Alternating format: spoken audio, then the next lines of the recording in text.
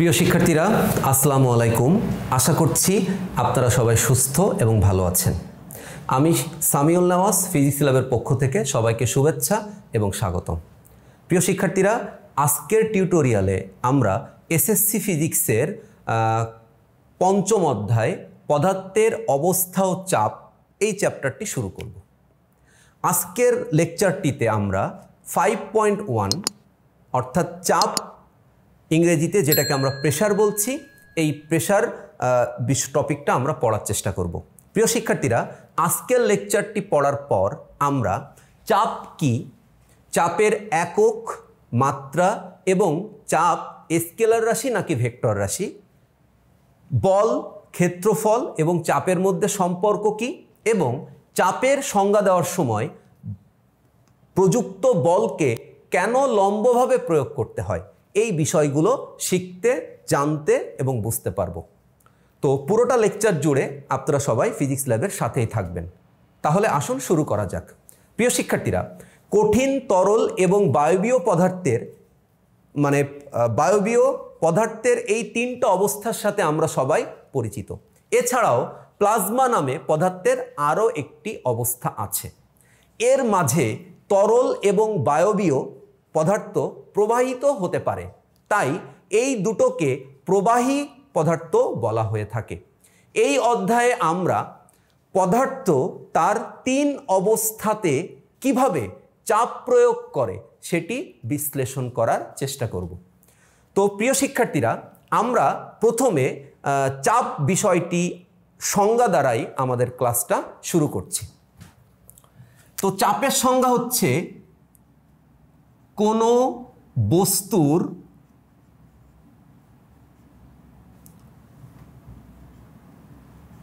একক ক্ষেত্রফলে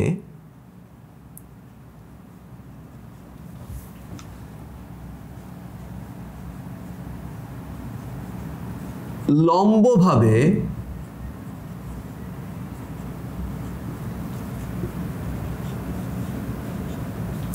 কোনো বস্তুর একক ক্ষেত্রফলে লম্বভাবে প্রযুক্ত বলকে চাপ বলে। সংজ্ঞাটি থেকে আমরা সংক্ষেপে চাপের সংজ্ঞা বা চাপের বিশ্লেষণের জন্য আমরা দুটো রাশিকে আইডেন্টিফাই করতে পারি। একটাকে আমরা বলছি বল। আমরা এর আগের অধ্যায়গুলোতে নানা সময়ে নানান ধরনের বলের কথা পড়েছি, কিন্তু ওই বল কোনো একটি বস্তুর উপর কিভাবে প্রয়োগ করতে হবে এ সম্পর্কে আমাদের কোনো নির্দেশনা ছিল না। কিন্তু আমরা যখন চাপের সংজ্ঞা দিতে চাইব, তখন এই বলটাকে কিভাবে প্রয়োগ করতে হবে সেটির একটি নির্দিষ্ট বা সঠিক নির্দেশনা রয়েছে। আমরা এটাকে একটি লাল বাক্সে আটকে রাখছি। আমরা বলছি প্রযুক্ত বলকে লম্বভাবে কোনো একটি বস্তুর উপর প্রয়োগ করতে হবে। আচ্ছা, তাহলে আমরা বলকে ইংরেজিতে ফোর্স বলি, এই জন্য এটাকে এফ দ্বারা প্রয়োগ করতে হয়। আমাদেরকে মনে রাখতে হবে এই বলটাকে লম্বভাবে প্রযুক্ত করতে হবে। আপনাদের মনে প্রশ্ন হতে পারে যে লম্বভাবে এটা কেন নির্দিষ্টভাবে বলা হলো। এটা আমরা এই ভিডিওটার শেষের দিকে বা এই লেকচারটার শেষের দিকে আলোচনা করব। তাহলে প্রিয় শিক্ষার্থীরা, আমরা মনে রাখবো বল লম্বভাবে প্রয়োগ করতে হবে এবং এটাকে এফ দ্বারা প্রকাশ করা হয়। বলের একক হচ্ছে, আমরা সবাই জানি বলের একক হচ্ছে নিউটন। প্রিয় শিক্ষার্থীরা, আমরা এটাও জানি যে বল একটি ভেক্টর রাশি। ওকে, আচ্ছা, আমরা এই চাপের সংজ্ঞার থেকে আরেকটা রাশির কথা জানতে পারি, সেটি হচ্ছে ক্ষেত্রফল।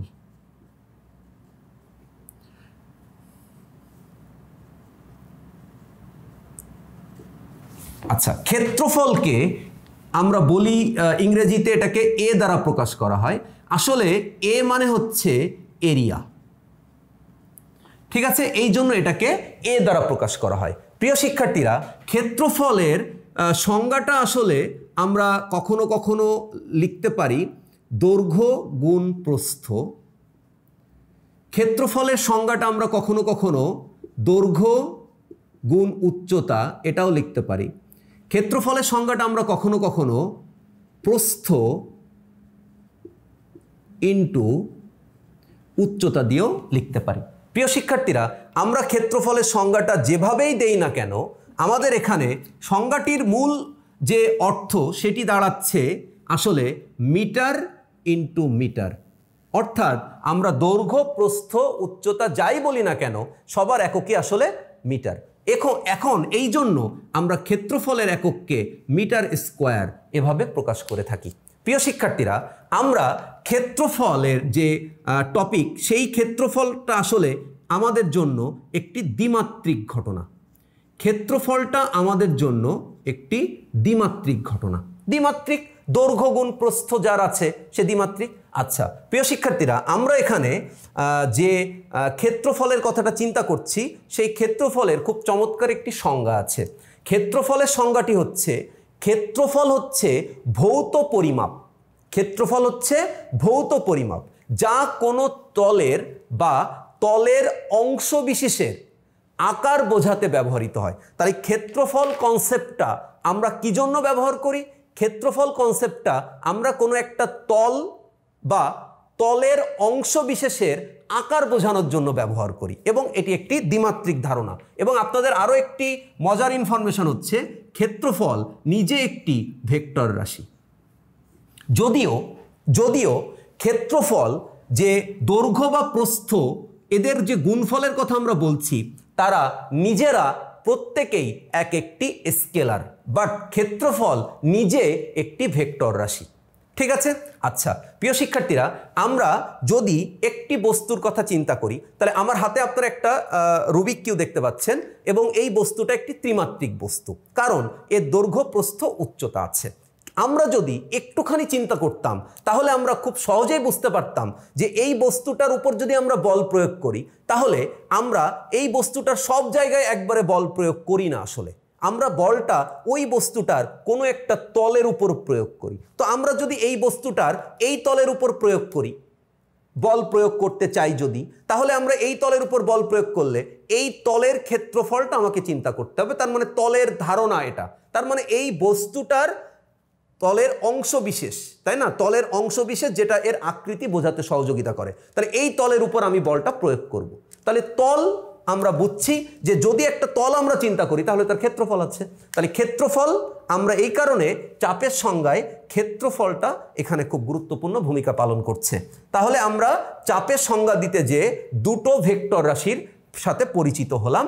যদিও বলের সাথে আমরা এর আগেও পরিচিত, তবে আমরা কিভাবে বল প্রয়োগ করতে হবে এটাকে আমরা এখানে ফিক্সড করেছি এভাবে যে লম্বভাবে বল প্রয়োগ করতে হবে। ওকে, আচ্ছা। আর ক্ষেত্রফলকে আমরা এ দিয়ে প্রকাশ করি। ক্ষেত্রফলের একক হচ্ছে মিটার স্কোয়ার। আচ্ছা, ক্ষেত্রফল একটি দ্বিমাত্রিক ধারণা, আর ক্ষেত্রফলও নিজেই একটি ভেক্টর রাশি। ওকে, আচ্ছা প্রিয় শিক্ষার্থীরা, আমরা ক্ষেত্রফলের সংজ্ঞাটা একটু মনে রাখার চেষ্টা করব। ক্ষেত্রফল হচ্ছে ভৌত পরিমাপ, যা কোনো তলের বা তলের অংশ বিশেষের আকার বোঝাতে ব্যবহৃত হয়। আচ্ছা প্রিয় শিক্ষার্থীরা, তাহলে আমরা চাপকে প্রকাশের জন্য যে দুটো রাশি শিখেছি, সেই দুটো রাশি দ্বারা এখন গাণিতিকভাবে একটা ইকুয়েশন তৈরি করব, যেটা আমাদের চাপের সংজ্ঞা মনে রাখতে সহযোগিতা করবে। আমরা একটা চিত্র একটু কনসিডার করছি। প্রিয় শিক্ষার্থীরা, এটি একটি তল, এই তলের উপর একটি বস্তু আছে। আমরা এই বস্তুটার একটা নাম দিতে চাই। আমরা এই বস্তুটার নাম দিলাম PQRS। এই বস্তুটার নাম হচ্ছে PQRS। আমি এই বস্তুটা এ অবস্থানে আছে, তাহলে এই বস্তুটাকে এখন আমি এই বি অবস্থানে নিয়ে যেতে চাই। এ অবস্থান থেকে বস্তুটিকে আমি বি অবস্থানে নিয়ে যেতে চাই। আমি যদি এই বস্তুটাকে সিংড়া, সামোসা বা অনেক খাবারের লোভ দেখাই যে বস্তু তুমি ওখানে যাও, এই বস্তু কি আমার কথা শুনতে পাবে? পাবে না। তাহলে ওই বস্তুটা এ থেকে বি অবস্থানে কেমনে যাবে? যাইতে পারবে না। তাহলে আমাকে কি করতে হবে? ওই বস্তুটার উপর আমাকে বল প্রয়োগ করতে হবে। প্রয়োজন মতো বল যদি আমি প্রয়োগ করতে পারি, তাহলে এখন এই বস্তুটাকে আমি বাম থেকে ডান দিকে নিতে চাই। তাহলে কিভাবে তার উপর বল প্রয়োগ করব? প্রিয় শিক্ষার্থীরা, এই বস্তুটার উপর আমি এই বস্তুটার যে PQ যে তল আছে, এই PQ তলের ক্ষেত্রফলটার কথা আমরা একটু চিন্তা করছি। এই পি কিউ তল, এই পি কিউ তলের ক্ষেত্রফলটাকে আমরা বলছি এ। এই পি কিউ তলের ক্ষেত্রফলটাকে আমরা বলছি হচ্ছে এ। আমি এই এ ক্ষেত্রফলে অর্থাৎ এর এই যে পি কিউ না পিএস, এই পিএস তলের ক্ষেত্রফলটাকে আমরা বলছি এ। তাহলে এই বস্তুটাকে বাম থেকে ডান অথবা এ থেকে বিতে নিয়ে যাওয়ার জন্য বস্তুটার পিএস তলে আমি আবারও বলছি পিএস তলে অর্থাৎ এ মিটার স্কোয়ার ক্ষেত্রফলে আমি বল প্রয়োগ করব। তাহলে আমি এই পিএস তলে অর্থাৎ এ ক্ষেত্রফলে আমি বল প্রয়োগ করলাম লম্বভাবে, যে বলটাকে আমরা বলছি এফ। ওকে, তাহলে প্রিয় শিক্ষার্থীরা, যদি আমি এখন ম্যাথমেটিক্যালি এটা বোঝাতে চাই তাহলে আমি কি করলাম, আমি এ ক্ষেত্রফলে অর্থাৎ এই ক্ষেত্রফলটা কার, পিএস তলের, ঠিক আছে। তাহলে পিএস তলের ক্ষেত্রফলে আমি বল প্রয়োগ করলাম হচ্ছে এফ নিউটন। প্রিয় শিক্ষার্থীরা, আপনাদের মনে রাখার চেষ্টা করতে হবে, সংজ্ঞায় কিন্তু আমরা বলছি একক ক্ষেত্রফলে। তাহলে আমি এই বস্তুটার উপর এ ক্ষেত্রফলে বল প্রয়োগ করেছি এফ পরিমাণ। তাহলে একক ক্ষেত্রফলে আমি কতটুকু বল প্রয়োগ করব, তাহলে একক ক্ষেত্রফলে আমি বল প্রয়োগ করব এফ বাই এ। প্রিয় শিক্ষার্থীরা, এই এফ বাই এ এই রাশিটাকেই আমরা বলছি হচ্ছে চাপ। যেহেতু চাপকে ইংরেজিতে প্রেসার বলে, তাই এটাকে আমরা পি দিয়ে প্রকাশ করব। তাহলে P equal to F by A, এটা হচ্ছে আমাদের চাপের ম্যাথমেটিক্যাল ইকুয়েশন। তার মানে আমরা কোনো একটি বস্তুর এ ক্ষেত্রফলে এফ পরিমাণ বল প্রয়োগ করেছিলাম, তাহলে একক ক্ষেত্রফলে সেই অনুভূত বলের পরিমাণটাকেই আমরা চাপ বলবো। তাহলে প্রিয় শিক্ষার্থীরা, আমরা এখানে দেখতে পাচ্ছি বল, ক্ষেত্রফল এবং চাপ।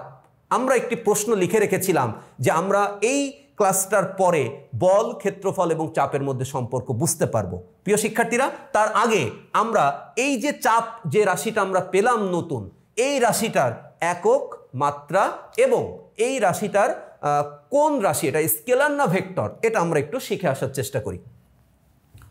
তাহলে প্রিয় শিক্ষার্থীরা, আমরা শিখে ফেলেছি যে চাপের mathematical equation P equal to F by A. আমরা এখন শিখব চাপের একক কি। আচ্ছা প্রিয় শিক্ষার্থীরা, তাহলে চাপের একক আমরা বের করতে চাই, তো আমরা প্রথমে যে কাজটি করব সেটি হচ্ছে বলের একক নিউটন। এটা আমরা সবাই জানি, নিউটন একজন বিজ্ঞানীর নাম, এই জন্য এই এককটার প্রথম যে অক্ষরটা সেটা ক্যাপিটালে লেখা হয়েছে। আচ্ছা, এরপর হচ্ছে মিটার, মিটার স্কোয়ার, এটা হচ্ছে ক্ষেত্রফলের একক। এটা আমরা আগেই লিখেছিলাম। তাহলে আমরা এর এককটাকে কি পাচ্ছি, newton per metre square. Okay fine. আচ্ছা, একজন বিজ্ঞানী যার বাড়ি হচ্ছে ফ্রান্সে, অর্থাৎ ফ্রেঞ্চ বিজ্ঞানী, যার নাম হচ্ছে প্যাসকেল, ঠিক আছে। তাহলে যার নাম হচ্ছে প্যাসকেল, বিজ্ঞানীর নাম, তাহলে বিজ্ঞানী প্যাসকেল, PASCAL, এই প্যাসকেলের নাম অনুসারে এই চাপের এককটিকে আমরা আন্তর্জাতিকভাবে এটাকে PA দ্বারা প্রকাশ করে থাকি। প্যাসকেল যেহেতু একজন বিজ্ঞানীর নাম, তার প্রথম অক্ষরটা বড় হাতের, পরেরটা স্মল আমরা এখানে লিখেছি, তাহলে এটা হচ্ছে প্যাসকেল, হচ্ছে চাপের একক। আচ্ছা প্রিয় শিক্ষার্থীরা, যদি আমরা আরও একটু সিম্পলিফাই করতাম এই এককটাকে ভালোভাবে বোঝানোর জন্য, তাহলে আমরা আরও একটি নতুন রাশি পেতাম, P equal to F by A. আমরা একটু চিন্তা করি, এফ মানে হচ্ছে ফাদার, আমরা সবাই জানি ফাদার ইকুয়াল মাদার, নিউটন তার দ্বিতীয় সূত্রে বলে গেছেন এই কথাটা, তাই না? তার মানে হচ্ছে F equal to M into A. প্রিয় শিক্ষার্থীরা, এ মানে হচ্ছে এ ক্ষেত্রফল, এটা তো নিয়ে আর কোনো কোশ্চেন নাই। আচ্ছা, আপনারা যদি মনে করেন যে ক্ষেত্রফলকে আপনারা দৈর্ঘ্য ইন্টু প্রস্থ দিয়ে লিখবেন, অসুবিধা নাই। আচ্ছা প্রিয় শিক্ষার্থীরা, এম মানে হচ্ছে ভর, ভরের একক হচ্ছে কেজি। বাচ্চারা, এ মানে হচ্ছে অ্যাক্সেলারেশন, ত্বরণের একক আমরা সবাই জানি মিটার পার সেকেন্ড স্কোয়ার। প্রিয় শিক্ষার্থীরা, দৈর্ঘ্যের একক মিটার, প্রস্থের একক মিটার। আমরা একটু চিন্তা করি, এই মিটার আর মিটার আমরা কেটে দিলাম।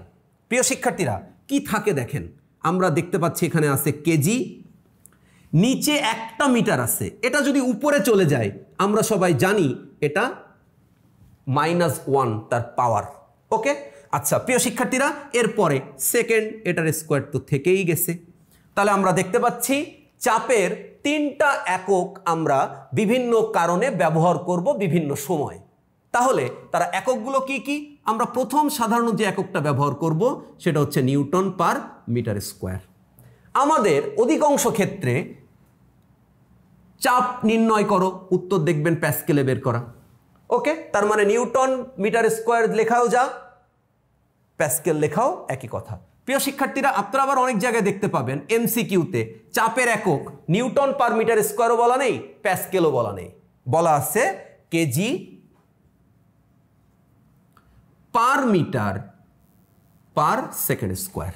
ওকে ফাইন, তাহলে আমরা চাপের এককটা শিখে ফেললাম।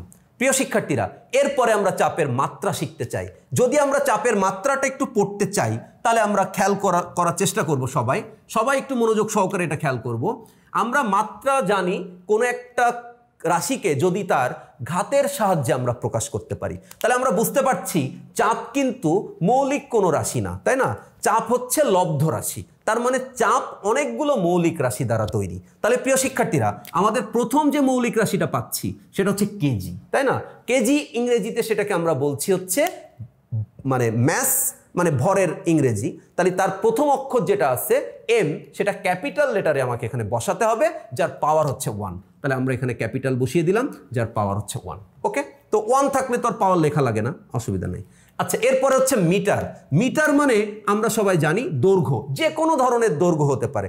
আপনারা দৈর্ঘ্য মাপেন, উচ্চতা মাপেন, ব্যাস মাপেন, ব্যাসার্ধ মাপেন, গভীরতা মাপেন, সবাই কিছুকে আমরা বলি হচ্ছে আমরা দৈর্ঘ্য পরিমাপ করছি। আর দৈর্ঘ্য ইংরেজি হচ্ছে লেন্থ, এই জন্য আমরা তার প্রথম অক্ষরটা আমরা ক্যাপিটাল বসাতে চাই এল। তাহলে তার পাওয়ার তো এখানে -1, তাহলে তার পাওয়ার থাকবে। ওকে, আচ্ছা, এরপর আছে সেকেন্ড। প্রিয় শিক্ষার্থীরা, আমরা সবাই জানি সময়ের একক হচ্ছে সেকেন্ড। তাহলে সময় ইংরেজিতে সেটাকে আমরা বলছি টাইম, তাহলে আমরা সেটাকে টি আর তার উপরে হচ্ছে পাওয়ার -2। তাহলে প্রিয় শিক্ষার্থীরা, আমরা চাপের মাত্রাটা কিন্তু এখানে শিখে ফেললাম। তাহলে চাপের মাত্রা হচ্ছে M L to the power -1 T to the power -2।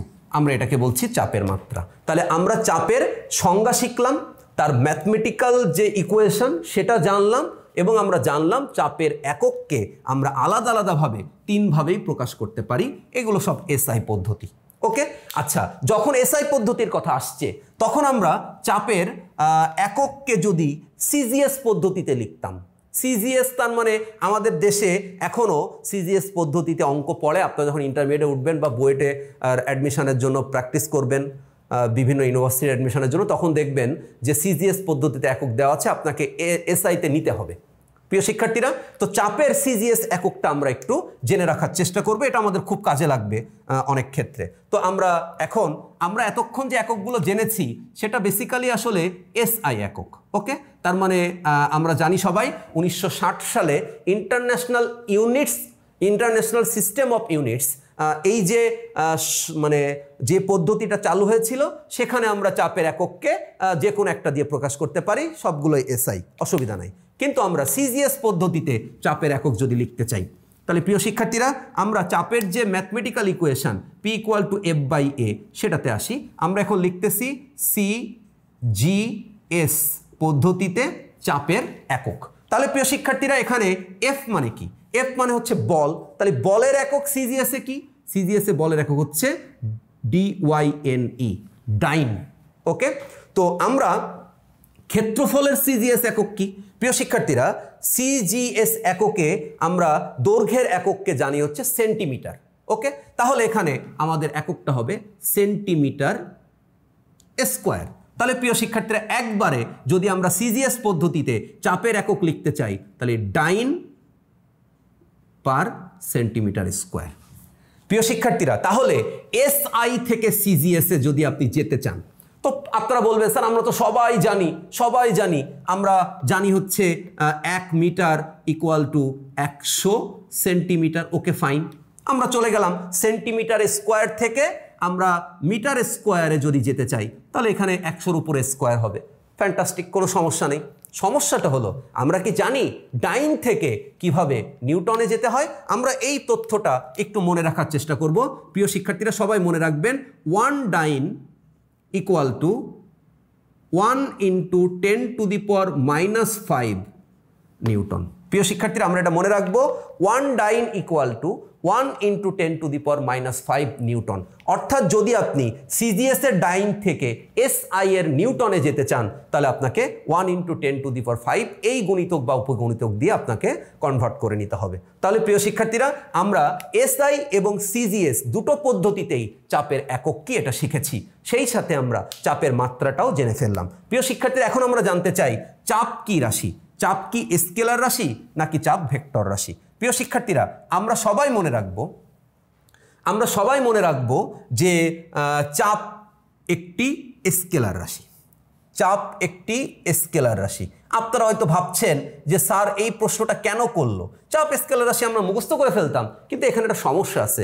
সমস্যা হচ্ছে আমরা যে ফোর্সের কথা বলছি সেই ফোর্স এফ সেটা নিজে কি? এফ নিজে একটা ভেক্টর। ওকে, আচ্ছা আমরা যে ক্ষেত্রফলের কথা বলছি সেই ক্ষেত্রফল নিজে একজন কি?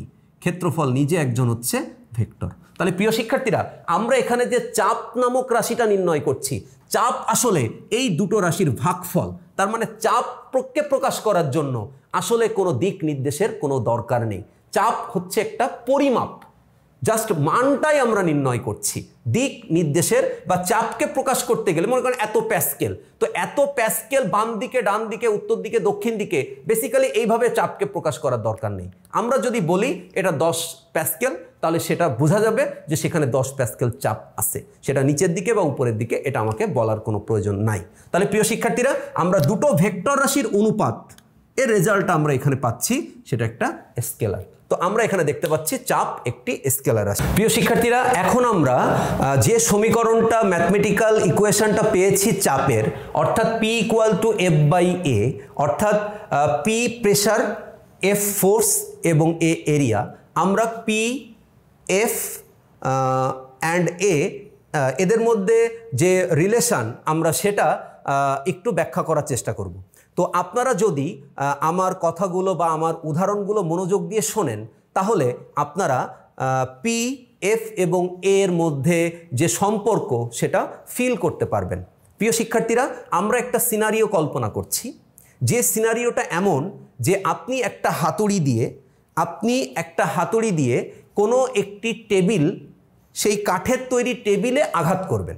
আপনি কোনো একটা হাতুড়ি দিয়ে কাঠের তৈরি টেবিলকে আঘাত করবেন। আপনি আঘাত করলেন, মনে করেন আপনি 10 নিউটন বল দিয়ে আঘাত করলেন। আপনি দেখবেন নর্মালি টেবিলটার কোনো ক্ষয়ক্ষতি হয়নি বা টেবিলটার কোনো ভিন্ন পরিস্থিতি বোঝা যাচ্ছে না। তাহলে আপনি 10 নিউটন বল প্রয়োগ করে একটি হাতুড়ির সাহায্যে আপনি একটি কাঠের টেবিলের উপরে আঘাত করলেন। আচ্ছা, দ্বিতীয়ত আপনি যে কাজটা করলেন সেটা হচ্ছে একটি ছুরি বা এটা হতে পারে একটা বটি বা দা টাইপের কোনো যন্ত্রপাতি, তো আপনি সেটা দিয়ে যদি ওই টেবিলটাতে সেম 10 নিউটন বলে আঘাত করেন তাহলে দেখবেন ওই দা বা ধারালো ছুরি, যদি এরকম ছুরি দিয়ে আপনি আঘাত করেন তাহলে আপনি দেখবেন ওই কাঠের মধ্যে ছুরিটা ঢুকে গেছে। মানে আপনার কাছে মনে হবে যে টেবিলটার পরিস্থিতি আগের থেকে একটু খারাপ হয়ে গেছে। অর্থাৎ আপনি দেখেন দুটো উদাহরণ আমি দিয়েছি দুটো বস্তু দিয়ে। আপনারা এটা চিন্তা করেন, প্রথমে আপনি হাতুড়ি দিয়ে 10 নিউটন বল প্রয়োগ করে টেবিলটাকে আঘাত করেছেন, কোনো সমস্যা হয়নি। ওকে, দ্বিতীয়ত আপনি একটা ধারালো ছুরি বা বটি অথবা দা দিয়ে ওই কাঠের টেবিলটাকে সেম 10 নিউটন বল দিয়েই আঘাত করেছেন। তার মানে আমরা এখানে বলতে পারি যে আপনি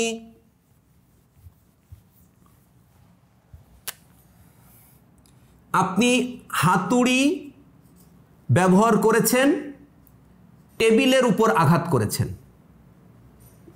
তো হাতুড়ি দিয়ে আপনি টেবিলের উপর আঘাত করেছেন কত নিউটন বলে? 10 নিউটন বলে। টেবিলটার অবস্থা একই রকম, টেবিলটা একই রকম অবস্থায় আছে, টেবিলটার কোনো ক্ষয়ক্ষতি হয়নি। আচ্ছা, এবার আপনি কি করেছেন? আপনি ধারালো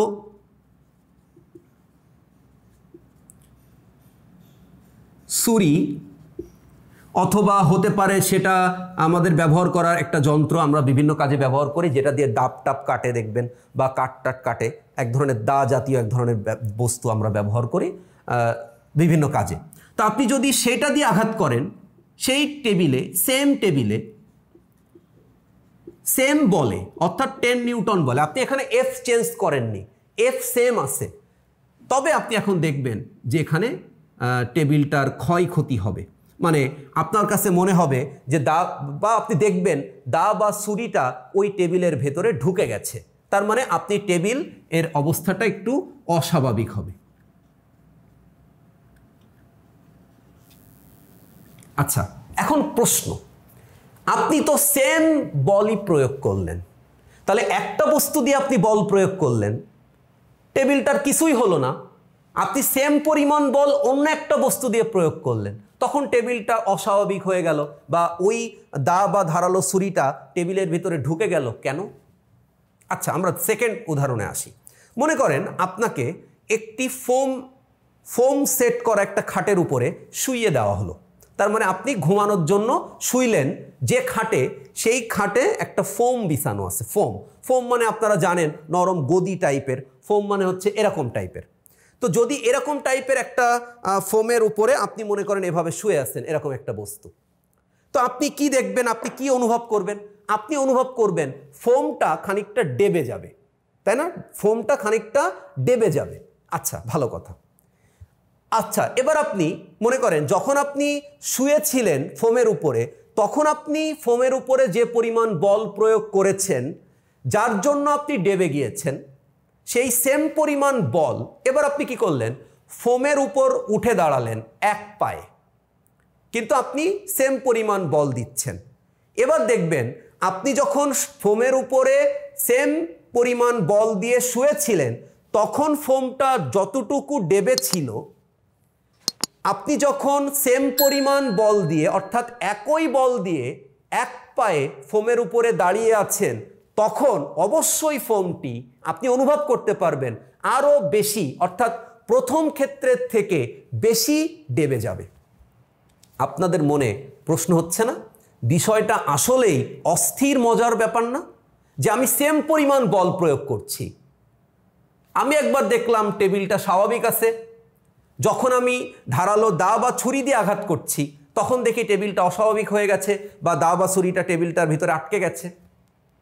আমি যখন ফোমের উপরে শুয়ে আছি, তখন দেখছি ওটা মোটামুটি ডেবে গেছে, নর্মাল। কিন্তু যখন আমি এক পায়ে সেম পরিমাণ বল দিয়ে দাঁড়াচ্ছি, তখন ফোমটা আমরা দেখতে পাচ্ছি অনেক বেশি ডেবে যাচ্ছে। এখন প্রশ্ন হচ্ছে কেন এমনটা হলো? এটার খুব গুরুত্বপূর্ণ কারণ আছে, আমরা বুঝতে হবে। যখন আমরা কোনো একটা তলের উপর বল প্রয়োগ করি, তখন ওই বলটা, আপনার মনে রাখতে হবে, যখন আমরা তলের উপর বল প্রয়োগ করি, তখন ওই বলটা, যে তলের উপর আমরা বলটা প্রয়োগ করছি, সেই তলের সম্পূর্ণ জায়গায় বলটি ছড়িয়ে যায়। প্রিয় শিক্ষার্থীরা, খুব ইম্পর্টেন্ট টপিক, আপনারা এই কথাটা একটু নোট করে রাখবেন, আপনাদের মাথায়, ব্রেনে এটা সেভ করে রাখবেন। বিষয়টা হচ্ছে, যখন আমি কোনো একটা তলের উপর বল প্রয়োগ করি, তখন ওই বলটা তলের সমগ্র জায়গায় ছড়িয়ে যায়। প্রিয় শিক্ষার্থীরা, এবার আসেন আমি একটু আপনাদেরকে বুঝাই। বিষয়টা হচ্ছে, যখন আপনি একটা টেবিলের উপরে হাতুড়ি দিয়ে আঘাত করবেন, তখন আপনারা দেখতে পাচ্ছেন আমার হাতে যে হাতুড়িটা আছে, তার যে এরিয়া, সেই এরিয়াটা এখানে অনেক বেশি, ঠিক আছে? তার মানে আমার প্রয়োগ করা 10 নিউটন বল অনেক বেশি জায়গা জুড়ে ছড়িয়ে যাচ্ছে, কারণ আপনি বলটা কিন্তু তুলনামূলক বেশি ক্ষেত্রফলে বা বেশি জায়গায় প্রয়োগ করেছেন। ফলে যে বলটা আপনি প্রয়োগ করছেন, সেটি বেশি জায়গায় ছড়িয়ে যাচ্ছে। সেই জন্য আপনি বুঝতে পারছেন না যে আসলে টেবিলটার কোনো ক্ষয়ক্ষতি হচ্ছে না কেন। টেবিলটার ক্ষয়ক্ষতি এই কারণে হচ্ছে না যে আপনি বেশি জায়গা জুড়ে বল প্রয়োগ করার কারণে ওই বলটা ওই বেশি ক্ষেত্রফলের সব জায়গায় সমানভাবে ছড়িয়ে পড়ছে, ফলে বলটা বা ওখানে যে চাপটা অনুভূত হচ্ছে, সেই চাপটা অনুভূত হচ্ছে খুবই কম। প্রিয় শিক্ষার্থীরা, আশা করি আমি বুঝাইতে পারছি। তাহলে আমাদের কোন কথাটা মনে রাখতে হবে?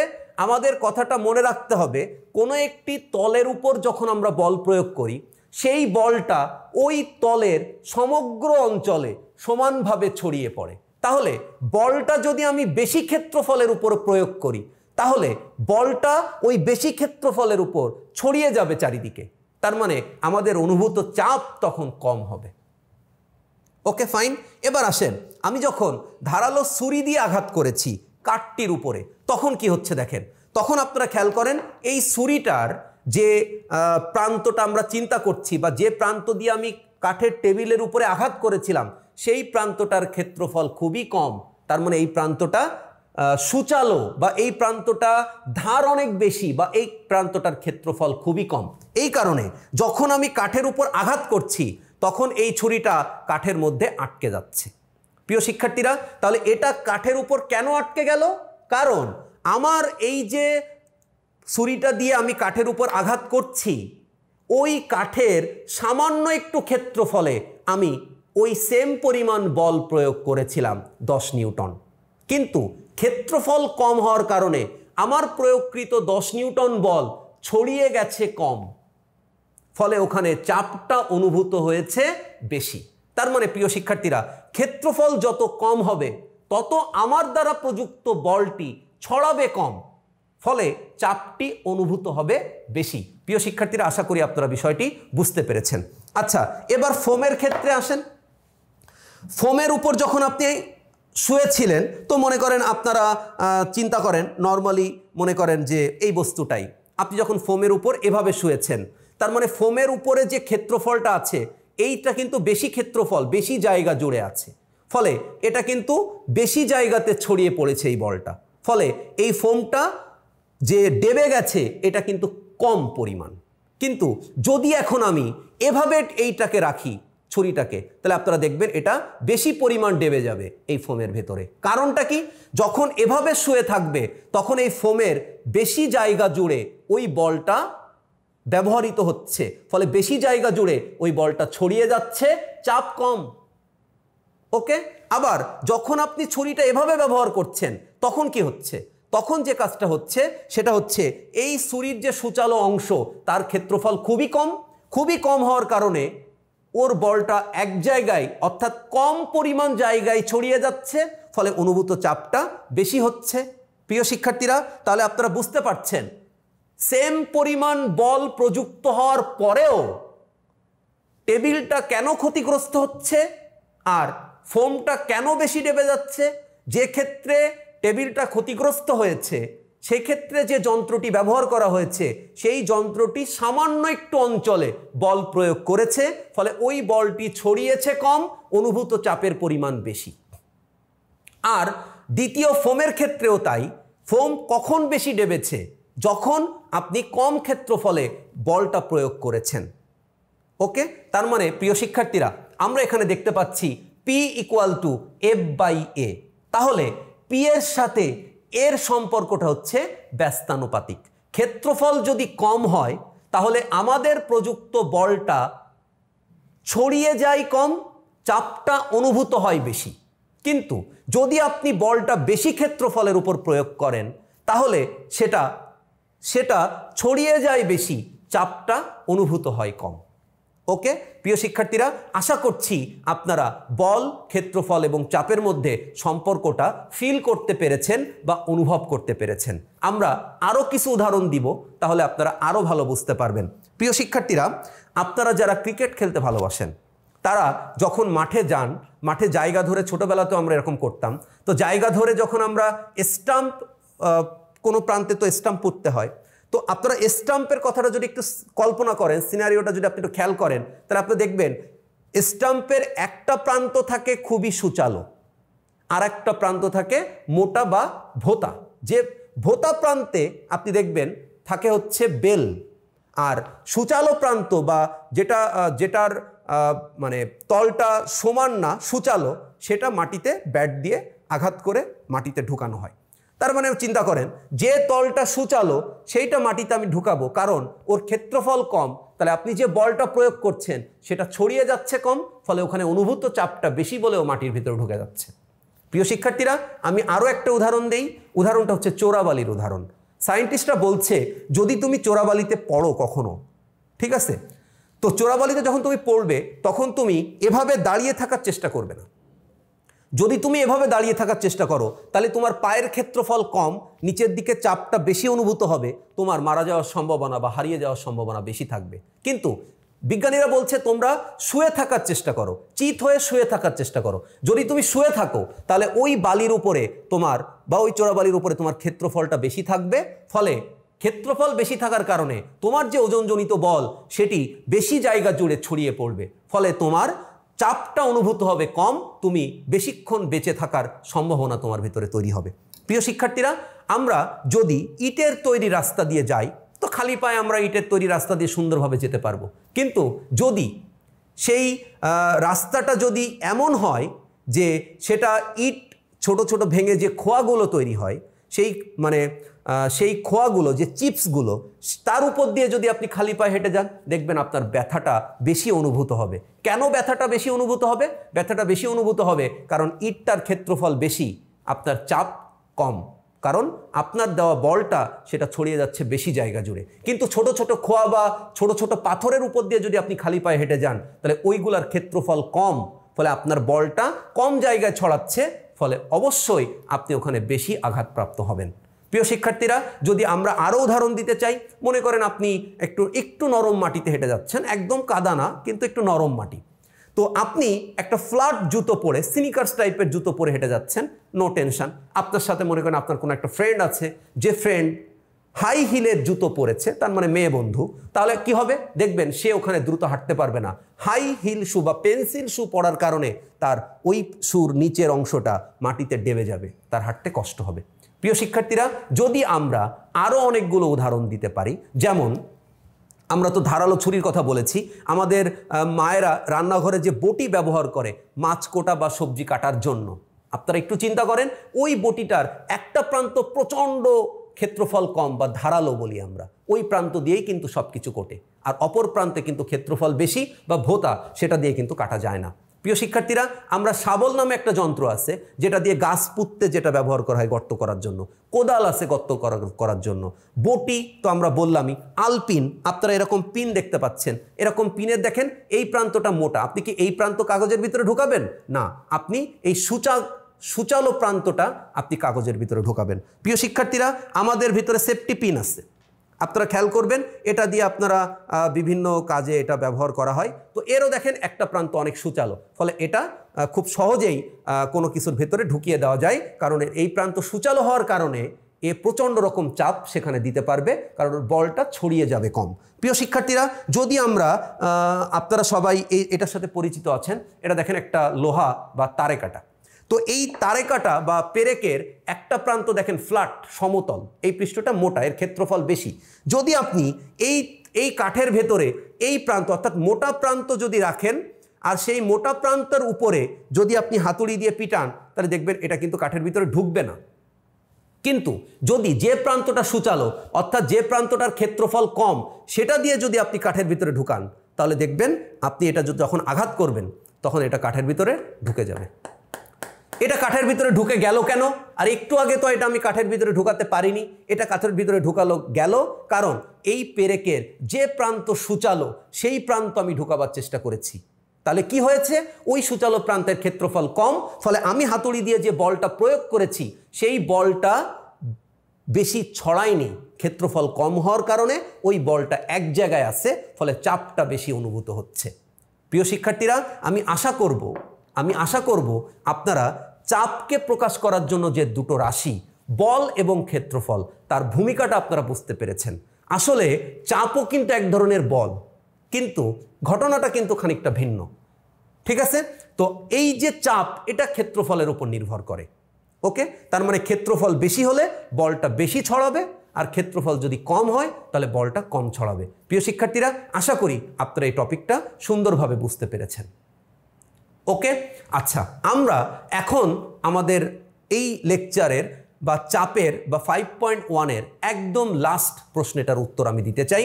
প্রশ্নটা হলো, কোনো একটা তলের উপর বা একক ক্ষেত্রফলে যে বলটা আমরা এতক্ষণ ধরে প্রয়োগ করেছি, সেই বলটা কেন লম্বভাবে প্রয়োগ করতে হবে? এই বিষয়টি আমরা একটু চিন্তা করব। প্রিয় শিক্ষার্থীরা, আমাদের লেকচারের শেষ অংশে আমরা একটা প্র্যাকটিক্যাল দেখাবো যে ক্ষেত্রফল বেশি হলে অনুভূত চাপের পরিমাণ কম হয়। এর একটা প্র্যাকটিক্যাল ভিডিও আমি আপনাদেরকে দেখানোর চেষ্টা করব।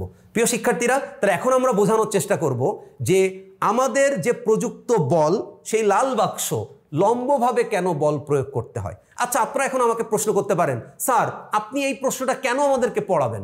লম্বভাবে বল প্রয়োগ করতে হয়, বিজ্ঞানীরা বলছে তাই। আসলে আমরা জানতে চাই যে কেন লম্বভাবে, কারণ আমরা কোনো একটা বস্তুর উপর তো তির্যকভাবেও বল প্রয়োগ করতে পারি, কিন্তু লম্বভাবেই কেন বলা হলো, নির্দিষ্টভাবেই কেন বলে দিল যে লম্বভাবে প্রযুক্ত বলকে চাপ বলে?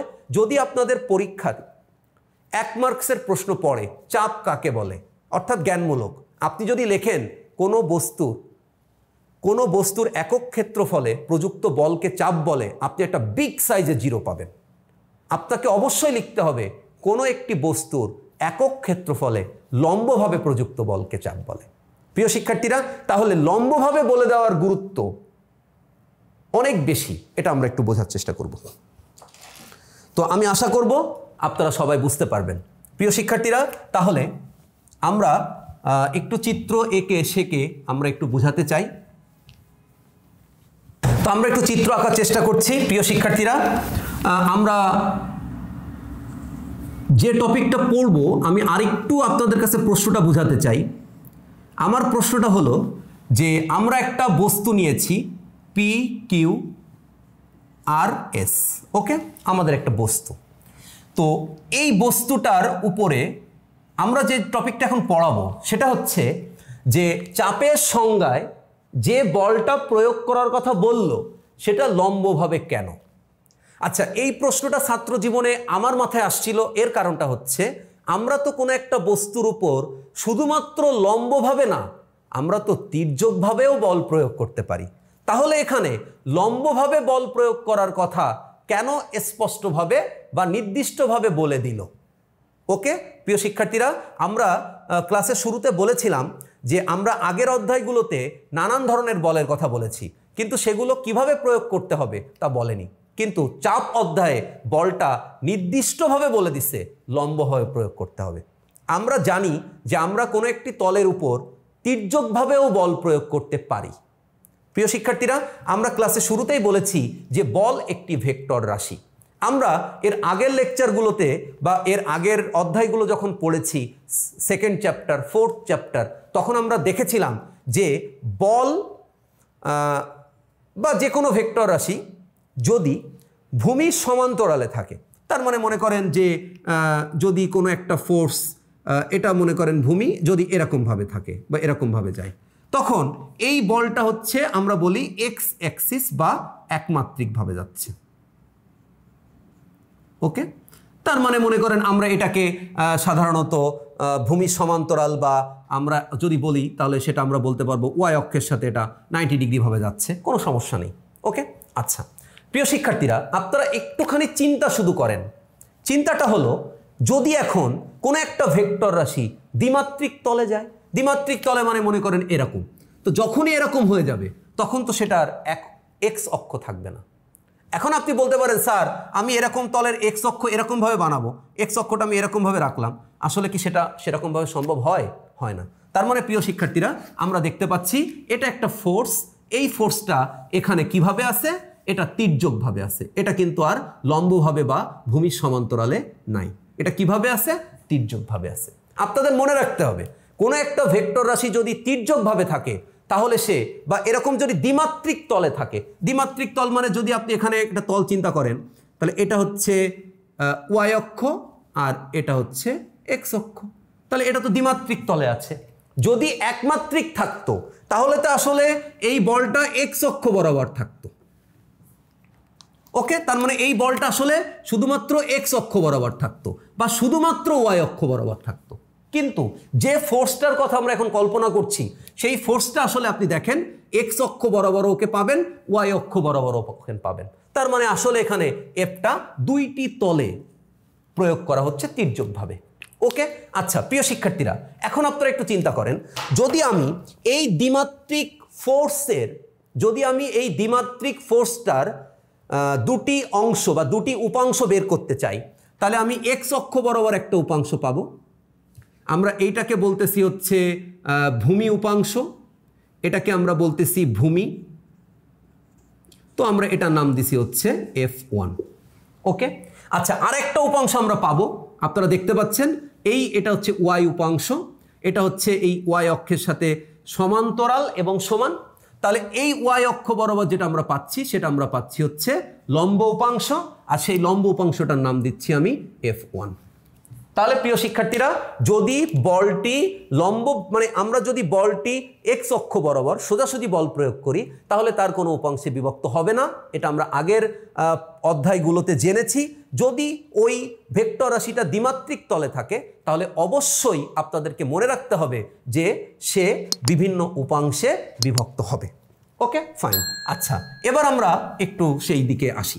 প্রিয় শিক্ষার্থীরা, যদি এই PQRS বস্তুটা আমি সরাতে চাই, আর যদি আমি এই PS তলে F পরিমাণ বল প্রয়োগ করি একমাত্রিকভাবে বা ভূমি বরাবর বা ভূমি সমান্তরালভাবে, তাহলে কিন্তু এই F এর কোনো উপাংশ নাই। ওকে, আচ্ছা, এবং PS তলের সাথে সে কিন্তু 90 ডিগ্রি, তার মানে সে কিন্তু লম্বভাবে ক্রিয়াশীল আছে। আচ্ছা, এবার মনে করেন এই বস্তুটার উপর আমি এই QR তলে একটি বল প্রয়োগ করছি। যে বলটি আমি প্রয়োগ করছি, যে F, এই Fটা আসলে তির্যকভাবে প্রয়োগ করছি আমি। তাহলে এখানে কি করছি? তির্যকভাবে আমি F নিউটন বল প্রয়োগ করছি। প্রয়োগ করা হলো। আচ্ছা প্রিয় শিক্ষার্থীরা, যদি তির্যকভাবে বল প্রয়োগ করা হয়, তাহলে বল একটি ভেক্টর রাশি, যেহেতু সে কয়টি ভাগে ভাগ হবে? অবশ্যই আপনারা বলবেন সে দুটি উপাংশে ভাগ হবে। তাহলে আমরা সেই দুটি উপাংশ একটু চিন্তা করি। প্রিয় শিক্ষার্থীরা, দুটি উপাংশ চিন্তা করার জন্য আসলে আপনি প্রয়োগ বিন্দু থেকে চিন্তা করবেন, ঠিক আছে? তার মানে আমরা যদি এখানে চিন্তা করি, তাহলে দেখেন এই বিন্দু থেকে আমি প্রথমে এই বিন্দু থেকে মানে শুরু থেকে একটু চিন্তা করে আসি। তাহলে এখান থেকে দুটো উপাংশে বিভক্ত হবে, এই একটা উপাংশে বিভক্ত হবে আর এইখানে একটা উপাংশে বিভক্ত হবে। তাহলে এই একটার নাম আমি বলতেছি F1 আর এইটার নাম আমি বলতেছি হচ্ছে F2। আর আমাদের এই যে তির্যকভাবে যে বলটা ছিল, এটা আসলে ছিল হচ্ছে F। প্রিয় শিক্ষার্থীরা, এই PQRS বস্তুটার দুটি তলে আমি দুই রকমভাবে বল প্রয়োগ করেছি। প্রথমটা আমি বল প্রয়োগ করেছিলাম এক্স অক্ষ একমাত্রিকভাবে, এবং সেটি এই যে তল PS তলের সাথে 90 ডিগ্রি কোণে ছিল। আমরা বলছি সে লম্ব হয়ে আছে, অর্থাৎ এর কোনো উপাংশ নেই। কিন্তু আমরা QR তলে যে বলকে দেখেছিলাম, আপনারা দেখেন এখানে কি সেটা 90 ডিগ্রি কোণে আছে? নাই। তার মানে সে আসলে দ্বিমাত্রিকভাবে আছে, মানে তির্যকভাবে সে এখন বলটি প্রয়োগ করছে। যদি বল একটা ভেক্টর রাশি, যদি তির্যকভাবে হয়, তাহলে সে দুটি উপাংশে বিভক্ত হবে। তো আমরা প্রয়োগ বিন্দু থেকে না দেখিয়ে সেটা বোঝানোর জন্য আপনাদের এই অংশ থেকে দেখিয়েছি যে বলটা এই উপাংশে আর এই উপাংশে বিভক্ত হবে, অন্য কোনো উপাংশে তো বিভক্ত হওয়ার সুযোগ নাই। সেটা আমরা একটু আগেও চিত্রের সাহায্যে বুঝিয়েছি, তাই না? চিত্রটা এমন ছিল, যদি এভাবে ক্রিয়াশীল হয় তাহলে এক্স অক্ষ বরাবর সে এই দিকে, তার মানে এটা হচ্ছে তার ওয়াই উপাংশ, এটা হচ্ছে তার এক্স উপাংশ। তাহলে ঠিক এভাবে এখানে এটা বিভক্ত হবে। তাহলে প্রিয় শিক্ষার্থীরা, আপনারা এখন একটু চিন্তা করেন, আপনারা সবাই একটু চিন্তা করেন। চিন্তাটা হচ্ছে আমি এই যে F2, এই F2কে আমি এইখানে ট্রান্সফার করলাম। আপনারা জানেন এটা ট্রান্সফার করা যায়, কারণ এই F2 আর এই F2 সমান এবং সমান্তরাল, ফলে এখানে ট্রান্সফার করা যায়, অসুবিধা নেই। তার মানে প্রিয় শিক্ষার্থীরা, আমরা বলতে পারি এইটা হচ্ছে F2 আর এই নিচের দিকে হচ্ছে F1। এখন আমি চাপ নির্ণয় করব। আপনারা সবাই আমার কথা ভালো করে শুনবেন। প্রিয় শিক্ষার্থীরা, আমি চাপ নির্ণয় করব P = F/A। একটা কোশ্চেন আছে চাপ নির্ণয় করার ক্ষেত্রে। কোশ্চেনটা কি? কোশ্চেনটা হচ্ছে আমি কোন ক্ষেত্রফলের উপর চাপটা নির্ণয় করব।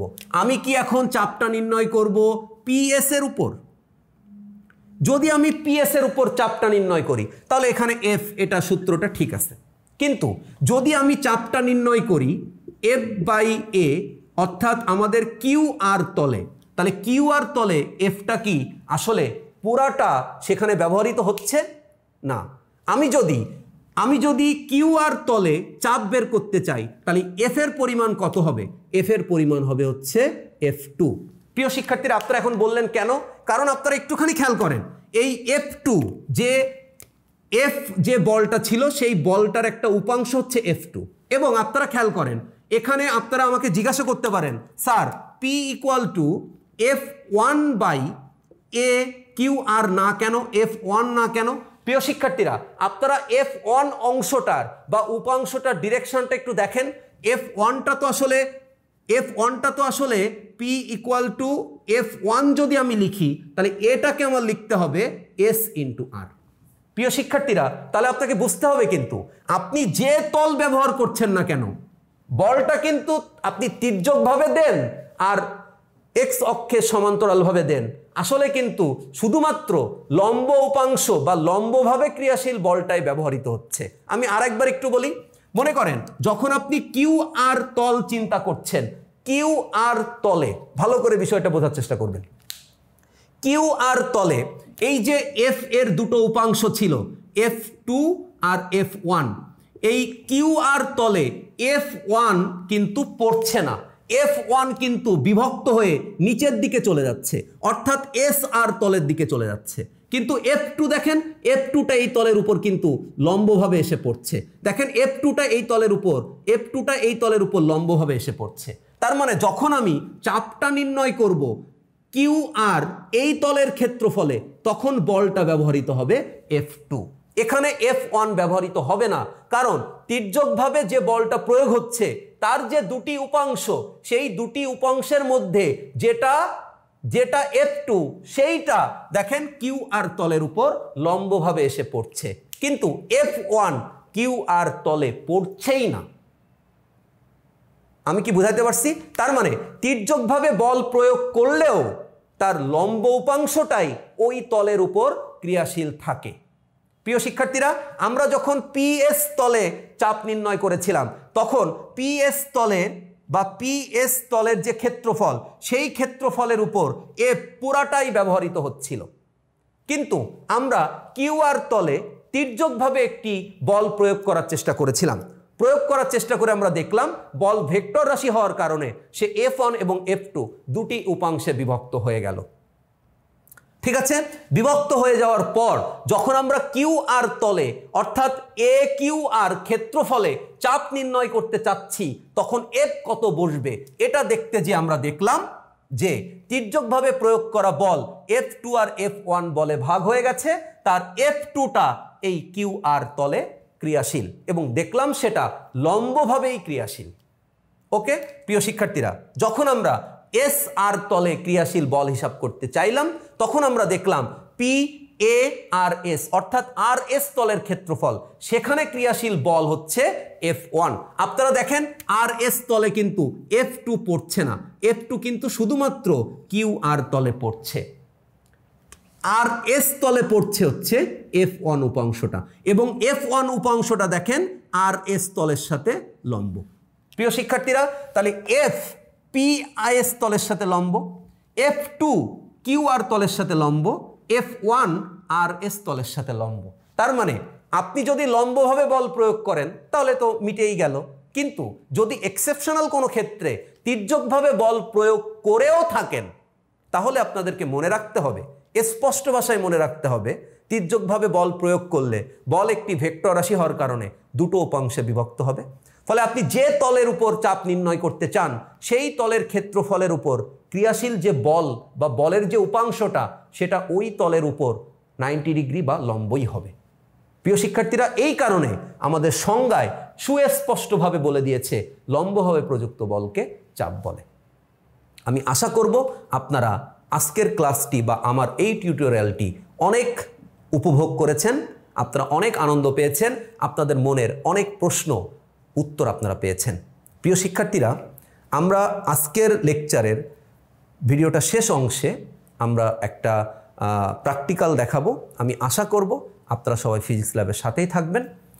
আমরা আপনাদের প্র্যাকটিক্যালটা নিয়ে হাজির হচ্ছি এখনই। প্রিয় শিক্ষার্থীরা, আমরা আমাদের লেকচারের এই অংশে আপনাদের একটা প্র্যাকটিক্যাল দেখাতে চাই।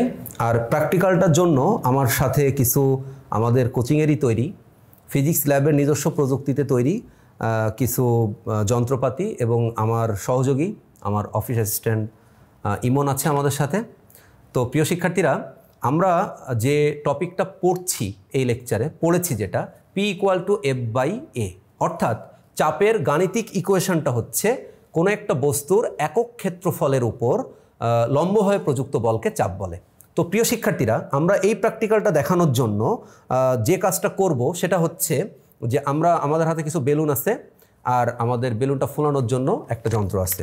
তো প্রিয় শিক্ষার্থীরা, আমাদের প্র্যাকটিক্যালটার মূল উদ্দেশ্য হবে আপনাদের এটা বোঝানো যে যখন কোনো একটা তলের উপর বল প্রয়োগ করা হয়, ঠিক আছে, এবং ওই তলটার ক্ষেত্রফল যত কম হবে তত বলটা একটি বিন্দুতে বা অল্প একটু জায়গার ভিতরে আবদ্ধ থাকবে, ফলে অনুভূত চাপের পরিমাণটা বেশি হবে। কিন্তু যদি বলটা বেশি ক্ষেত্রফল জায়গা জুড়ে পড়ে তাহলে ওই বলটা চারিদিকে ছড়িয়ে যাবে, অনুভূত চাপের পরিমাণ কম হবে। প্রিয় শিক্ষার্থীরা, আমরা যে প্র্যাকটিক্যালটা করতে চাই তার জন্য আপনারা দেখছেন আমরা কতগুলো বেলুন ফুলিয়ে রেখেছি এখানে। আমরা আরও একটু বেলুন ফুলাতে চাই। প্রিয় শিক্ষার্থীরা, আমরা আপনাদের যে প্র্যাকটিক্যালটা দেখাবো সেটা হচ্ছে যে আমরা প্রথমে একটি পেরেক বা একটি সরু কোনো বস্তুর সাহায্যে এই বেলুনটাকে খুব সহজেই ফাটিয়ে ফেলতে পারবো।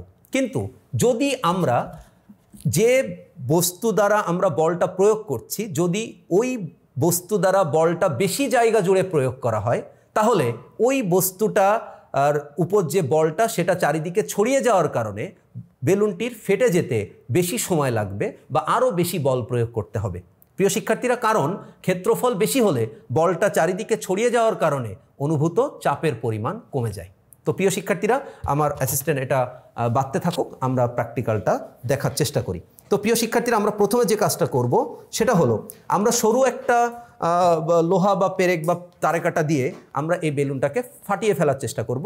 দেখেন অল্প একটু সামান্য আলতো ছোঁয়াতেই বেলুনটা কিভাবে ফেটে যায়। ওকে, তো প্রিয় শিক্ষার্থীরা, এবার দেখেন আমরা যে কাজটা করেছি, আমরা অনেকগুলো পেরেক ব্যবহার করে আমরা একটা ক্ষেত্রফল তৈরি করেছি। তো আমরা অনেকগুলো বেলুন ব্যবহার করে যে সমতলটা এখানে তৈরি করার চেষ্টা করেছি সেখানে প্রায় 100টা তারেকাটা আছে। আমরা সেই পেরেকগুলোকে এখানে একদম সমান ছিদ্র করে সমান দূরত্বে রেখে এটা তৈরি করেছি আপনাদের প্র্যাকটিক্যালি এটা দেখানোর জন্য। তো প্রিয় শিক্ষার্থীরা, আমরা এই যে একটু আগে যেটা দেখলাম সেটা হচ্ছে আমরা খুব সামান্য একটা লোহা দিয়ে খুব দ্রুত অল্প একটু, তার মানে এই লোহাটার যে সূচালো প্রান্ত, সেই সূচালো প্রান্ত দিয়ে যখন আমি বেলুনটার উপর বল প্রয়োগ করছি তখন ওই সূচালো প্রান্তটা বেলুনটির অল্প একটু জায়গায় বা অল্প একটু ক্ষেত্রফলে বল প্রয়োগ করছে, ফলে সেখানে অনুভূত চাপের পরিমাণ অনেক বেশি হচ্ছে। কিন্তু যখন আমি অনেকগুলো লোহা বা পেরেক দিয়ে অনেক জায়গা জুড়ে একটি ক্ষেত্রফল তৈরি করেছি, তখন আমি অনেক বল প্রয়োগ করেও ওই বেলুনটাকে ফাটাতে আমার কষ্ট হবে। কারণ ওই ক্ষেত্রফলটা বেশি হওয়ার কারণে আমি যে বলটি প্রয়োগ করব, আমি বেলুনটি এখন ওই অনেকগুলো তারেকাটার উপর রাখছি এবং আমার যন্ত্রের অপর অংশ দিয়ে আমি ওই বেলুনটাকে ফাটানোর চেষ্টা করব। তো প্রিয় শিক্ষার্থীরা, আপনারা খেয়াল করে দেখবেন এই তলটা যে ক্ষেত্রফল সেরকম একটি ক্ষেত্রফল নিচেও আছে। ফলে আমি যখন বলটা বেশি ক্ষেত্রফলে প্রয়োগ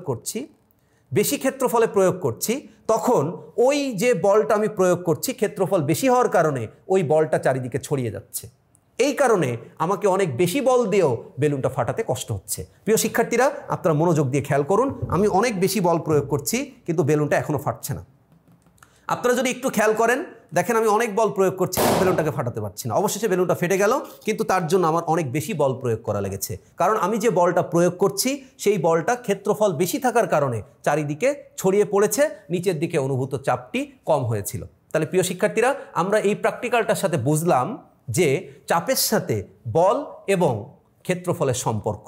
ক্ষেত্রফল যত কম হবে বলটি ছড়িয়ে যাবে তত কম, অনুভূত চাপের পরিমাণ হবে তত বেশি। কিন্তু যদি ক্ষেত্রফল বেশি হয়, অর্থাৎ যে বলটা আমি প্রয়োগ করব সেই বলটি যেখানে প্রয়োগ করছি সেই ক্ষেত্রফলটা যদি বেশি হয় তাহলে বলটা ছড়িয়ে যাবে বেশি, চাপটা অনুভূত হবে কম, ফলে আমরা চাপের সাথে যে ক্ষেত্রফলের সম্পর্ক সেটা ব্যস্ত অনুপাতিক হিসাবেই অনুভব করতে পারি। তাহলে প্রিয় শিক্ষার্থীরা, আমরা আজকের টিউটোরিয়ালটিতে শিখলাম যে কোনো তলের উপর লম্বভাবে প্রয়োগকৃত বলকে আমরা বলি চাপ। প্রিয় শিক্ষার্থীরা, আমরা শিখলাম চাপের একক newton per metre square or pascal or KG per metre per second square. আমরা শিখলাম চাপের মাত্রা m l to the power -1 t to the power -2। প্রিয় শিক্ষার্থীরা, আমরা চাপের সিজিএস একক শিখলাম ডাইন পার সেন্টিমিটার স্কোয়ার। প্রিয় শিক্ষার্থীরা, আমরা এখান থেকে শিখলাম যে ক্ষেত্রফল যত বেশি হবে প্রয়োগকৃত বলটি তত বেশি ছড়িয়ে যাবে, অনুভূত চাপের পরিমাণ তত কম হবে। প্রিয় শিক্ষার্থীরা, আমরা গাণিতিকভাবে শিখলাম P = F/A, অর্থাৎ যত ক্ষেত্রফল কম হবে প্রযুক্ত বল তত কম ছড়াবে, অনুভূত চাপ তত বেশি হবে। প্রিয় শিক্ষার্থীরা, আমরা আরও অনেকগুলো টপিক শিখেছি, যেটা হলো যদি আমরা চোরাবালিতে পড়ে যাই তাহলে বাঁচার সম্ভাবনা সৃষ্টি করার জন্য আমাকে ক্ষেত্রফল বেশি করে অর্থাৎ শুয়ে থাকার চেষ্টা করতে হবে। যদি আমি নরম মাটির উপর দিয়ে যেতে চাই তাহলে আমাকে পেন্সিল শু বা হাই শু পরে যাওয়া যাবে না, আমাকে স্নিকার্স টাইপের বা ফ্ল্যাট টাইপের স্যান্ডেল পরে যেতে হবে। প্রিয় শিক্ষার্থীরা, যদি আমরা সমতল কোনো পৃষ্ঠ অর্থাৎ ইটের রাস্তা দিয়ে খালি পায়ে যেতে চাই পারবো, কিন্তু যদি ছোট ছোট খোয়া বা পাথরের উপর দিয়ে আমরা হেঁটে যেতে চাই তখন আমরা খালি পায়ে যেতে পারবো না। প্রিয় শিক্ষার্থীরা, আমরা যে জামার বোতাম বা আমরা যে সিট কাপড় দিয়ে জামা পাঞ্জাবি এগুলো তৈরি করি, তো সেগুলো তৈরি করার জন্য যে শুজ ব্যবহার করা হয়, সেই শুজ ব্যবহার করা হয় এই কারণে তার একটা প্রান্ত প্রচণ্ড রকম সূচালো থাকে, তার মানে তার ক্ষেত্রফল কম, চাপ বেশি থাকে। প্রিয় শিক্ষার্থীরা, আমরা স্টাম্পের একটা প্রান্ত কেন সূচালো আর একটা প্রান্ত কেন ফ্ল্যাট থাকে সেটা বুঝতে পেরেছি, এবং আমরা প্র্যাকটিক্যালি এটা দেখার চেষ্টা করেছি যে ক্ষেত্রফল বেশি হলে সেখানে বলটি বেশি জায়গা জুড়ে ছড়িয়ে পড়ে, ফলে সেখানে অনুভূত চাপের পরিমাণ কম হয়। আমরা দেখেছি একটা বেলুনকে কত সহজেই একটা মাত্র সূচালো কোনো বস্তু দিয়ে খুব দ্রুত সামান্য বল প্রয়োগ করে ফাটিয়ে ফেলা যায়, কারণ ক্ষেত্রফল কম হওয়ার কারণে ওখানে চাপটি এক বিন্দুতে বা একত্রিত থাকে বলটি, ফলে অনুভূত চাপের পরিমাণ বেশি হয়।